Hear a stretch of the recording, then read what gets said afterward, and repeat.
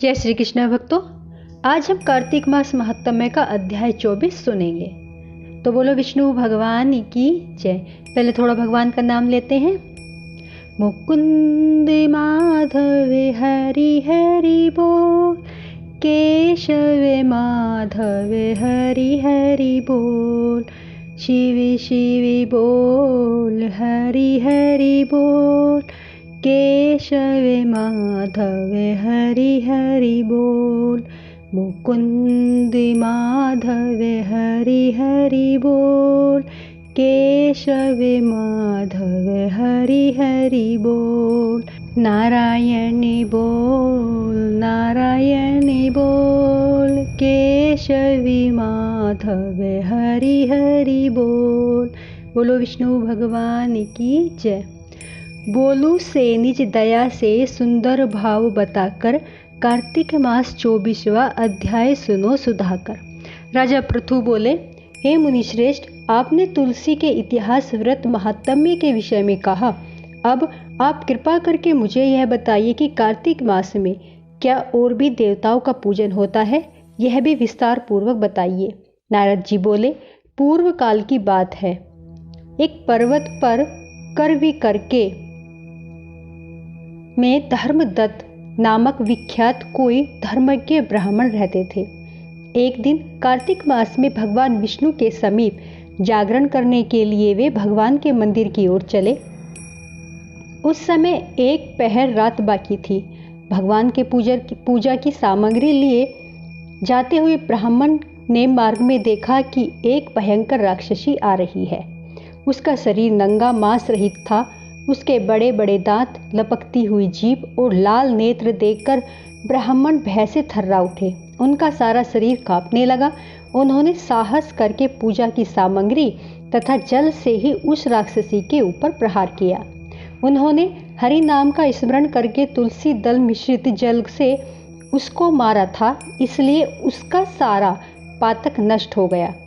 अब उसे अपने पूर्व जन्म के कर्मों के परिणाम से रूप प्राप्त हुई दुर्दशा का स्मरण हुआ। उसने ब्राह्मण को दंडवत प्रणाम करके इस प्रकार कहा, हे ब्राह्मण, मैं पूर्व जन्म के कर्मों के फल से इस दशा को पहुंची हूँ। अब मुझे किस प्रकार उत्तम गति प्राप्त होगी? धर्मदत्त ने उसे इस प्रकार प्रणाम करते देखकर आश्चर्यचकित होते हुए पूछा, किस कर्म फल से तुम इस दशा में पहुंची हो? कहाँ की रहने वाली हो? तुम्हारा क्या नाम है? आचार व्यवहार कैसा है? ये सारी बातें मुझे बताओ। उस राक्षसी का नाम कलहा था। कलहा बोली, ब्राह्मण, मेरे पूर्व जन्म की बात है। सौराष्ट्र नामक नगर में भिक्षु नामक एक ब्राह्मण रहते थे। मैं उनकी पत्नी थी। मेरा नाम कलहा तथा और मैं बड़े क्रूर स्वभाव की स्त्री थी। मैंने वचन से भी कभी अपने पति का भला नहीं किया। उन्हें कभी मीठा भोजन नहीं परोसा। सदा अपने स्वामी को धोखा ही देती रही। मुझे कलह विशेष प्रिय था, इसलिए मेरे पति का मन मुझसे सदा उद्विग्न रहता था। अतः उन्होंने दूसरी स्त्री से विवाह कर लिया। तब मैंने विष खाकर अपना प्राण त्याग दिए। फिर यमराज के दूत आए और मुझे बांधकर पीटते हुए यमलोक ले गए। वहाँ यमराज ने मुझे देखकर चित्रगुप्त से पूछा, चित्रगुप्त, देखो कि कहीं इसने कैसा कर्म किया है। जैसा इसका कर्म हो उसके अनुसार शुभ या अशुभ प्राप्त करे। चित्रगुप्त ने कहा, इसका किया हुआ कोई भी शुभ कर्म नहीं है। यह स्वयं मिठाइयाँ उड़ाती थी और अपने स्वामी को उसमें से कुछ भी नहीं देती थी। इसने सदा अपने स्वामी से द्वेष किया, इसलिए यह चमगादुरी होकर रहे तथा सदा कलह में ही इसकी प्रवृत्ति रही। इसलिए यह विष्टाभोजी सूकरी की योनि में रहे। जिस बर्तन में भोजन बनाया जाता है उसी में यह सदा अकेली खाया करती थी। अतः उसके दोष से यह अपनी ही संतान का भान करने वाली बिल्ली हो। इसने अपने पति को निमित्त बनाकर आत्मघात किया, इसलिए यह अत्यंत निंदनीय स्त्री प्रेत के शरीर में ही कुछ काल तक अकेली ही रहे। इसे यमदूतों द्वारा निर्जल प्रदेश में भेज देना चाहिए। वहाँ दीर्घकाल तक यह प्रेत के शरीर में निवास करे। इसके बाद यह पापनी शेष 3 योनियों का भी उपभोग करे। कलहा ने कहा, विप्रवर मैं वही पापिनी कला हूँ। इस प्रेत शरीर में आए मुझे 500 वर्ष बीत चुके हैं। मैं सदैव भूख प्यास से पीड़ित रहा करती थी। एक बनिए के शरीर में प्रवेश करके मैं इस दक्षिण देश में कृष्णा और वेणी के संगम तक आई हूँ। ज्यों ही संगम तट पर पहुंची त्यों ही भगवान शिव और विष्णु के पार्षदों ने मुझे बलपूर्वक बनिए के शरीर से दूर भगा दिया। तब से मैं भूख का कष्ट सहन करती हुई इधर उधर घूम रही हूँ। इतने में ही आपके ऊपर मेरी दृष्टि पड़ गई। आपके हाथ में तुलसी मिश्रित जल का संसर्ग पाकर मेरे सब पाप नष्ट हो गए। द्विज श्रेष्ठ, अब आप ही कोई उपाय बताइए।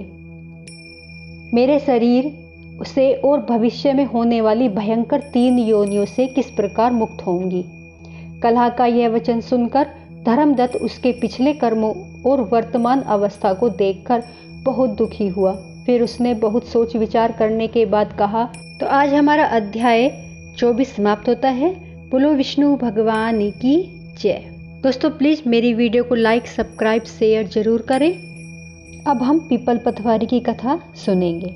एक गुजरी थी, उसने अपनी बहू से कहा कि तू दूध दही बेचा। तो वह दूध दही बेचने गई। कार्तिक महीना था, वहाँ पर सब औरतें पीपल सींचने आती थी। तो वह भी बैठ गई और औरतों से पूछने लगी कि तुम क्या कर रही हो। तो औरतें बोली कि हम तो पीपल की पतवारी सींच रहे हैं। तो उसने पूछा, इससे क्या होता है। औरतों ने जवाब दिया कि ऐसे करने से अनधन मिलता है, वर्षों का बिछड़ा हुआ पति मिलता है। उस गुजरी ने कहा कि तुम तो पानी से सींच रही हो, मैं दूध दही से सींचूंगी। उसकी सास रोज कहती कि तू दूध दही बेचकर पैसे लेकर आ। तो उसने कहा कि जब कार्तिक का महीना पूरा हो जाएगा तब ला दूंगी। और कार्तिक का महीना पूरा हो गया। पूनम के दिन गुजरी पीपल पतवारी के पास धरना लेकर बैठ गई। पीपल ने पूछा कि तू यहाँ क्यों बैठी है। उसने कहा, मेरी सास दूध दही के पैसे मांगेगी। तो पीपल ने कहा, मेरे पास पैसे नहीं हैं, यह पत्थर डंडे पान पत्ते पड़े हैं, ले जा और गुल्लक में रख देना। जब सास ने पूछा पैसे ले आई तो गुजरी ने कहा, मैंने पैसे गुल्लक में रख दिए। तब सास ने गुल्लक खोलकर देखी तो सास देखती रह गई और उसमें हीरे मोती जगमगा रहे थे। पत्थर डंडों के पत्तों का धन बन गया था। सास बोली कि बहू इतना पैसा कहाँ से ले आई। तो बहू ने आकर देखा तो बहुत धन पड़ा है। तब गुजरी ने कहा, सासू जी, मैंने तो 1 महीना दूध दही से पीपल पतवारी सींचा था और मैंने उससे धन मांगा था तो उसने मुझे पत्थर डंडे पत्ते दिए थे जो मैंने गुल्लक में रख दिए थे और वह हीरे मोती हो गए।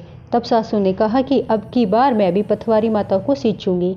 सासू दूध दही तो बेचाती और हांडी धोकर पीपल पतवारी में रखाती और बहू से कहती कि तू पैसे मांग।